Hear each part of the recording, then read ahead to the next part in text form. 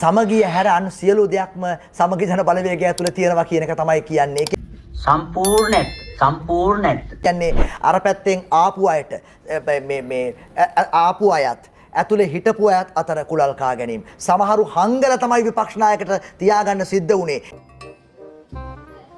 එළියට දාන්නවත් බැරි වුණා. ප්‍රෙස් කොන්ෆරන්ස් එකක් පත් කරගන්න බැරි වුණා. ඇයි ඇතුලේ ඒ සමගි ජන බලවේගයේ සමගිය හැර අන් සියලු දේවල් ඇතුලේ තිබුණා. මේකත් ලොකු ප්‍රශ්නයක් ඉස්සරහට යනකොට කියන එක පරාජයට.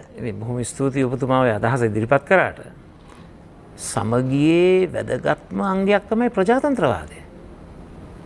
ප්‍රජාතන්ත්‍රවාදයක් නැතුව අර තෙරපපු කෘතිම සංස්කරණයට ලක් කරපු නිර්මාණය කරපු මාකට් කරපු ප්‍රැක්ටිස් කරලා හදපු නිකන් අර ප්‍රතිරූප ගොඩ නගපු එහෙම සමගියකින් වැඩක් නැහැ නේ. මේ සමගිය යථාර්ථවාදී වෙන්න ඕනේ. හැබැයි මම එක දෙයක් පිළිගන්නවා. අපේ දුර්වලතාවයක් තියෙනවා මේ අභ්‍යන්තරව අපිට ඕන තරම් අදහස් යෝජනා චෝදනා කරගන්න පුළුවන්. නමුත් අපි විශ්වාස කරනවා ඒක අභ්‍යන්තරයේ තබා ගැනීම පරිණත දේශපාලන ගමනක ලක්ෂණය. හැබැයි එතනින් එහාට ගියා. සමහර වෙතනින් එහාට ගියා. ඒක මම පිළිගන්නවා. ඒක මම පිළිගන්නවා.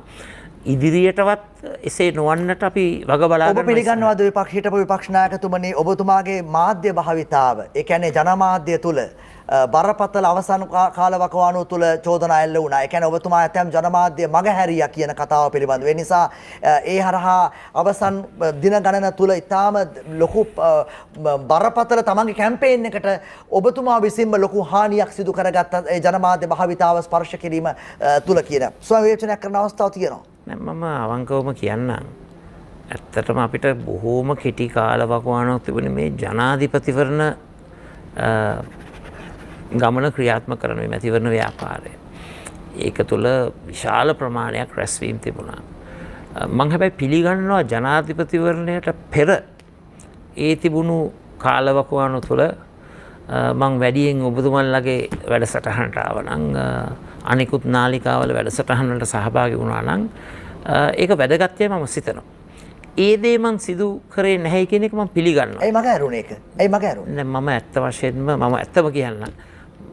වශයෙන්ම මම ඒ තරම්ම ඒවට බරක් දැම්මේ නැහැ. පොදුපුතුමාම දන්නවා මට ලොකුම self satisfaction එක. එහෙම නැත්නම් ආත්ම තෘප්තියක් ගෙන දෙන දේ තමයි සේවය. මම බොහෝසේ ආසයි සේවයක් කරන්න. ජනතාවට සේවයක් කරන්න, රටට සේවයක් කරන්න, රටට වටිනාකමක් එකතු කරන්න. ඒක මට ඔය ජනාධිපති අගමැති ඇමති ඔය තනතුරු වලට වැඩිය ඇත්ත වශයෙන්ම වටිනවා. අද දවසෙත් මට ඒක වටිනවා. ඒ නිසා මම ඒ තරම්ම උනන්දුවක් දැක්වේ නැහැ.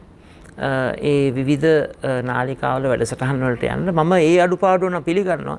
ජනාධිපතිවරණ සමයේ මට සහභාගී වීමට බැරිවීම ප්‍රධාන හේතුව තමයි අර කාල සීමා ප්‍රශ්න. හොඳයි. අපි වර්තමාන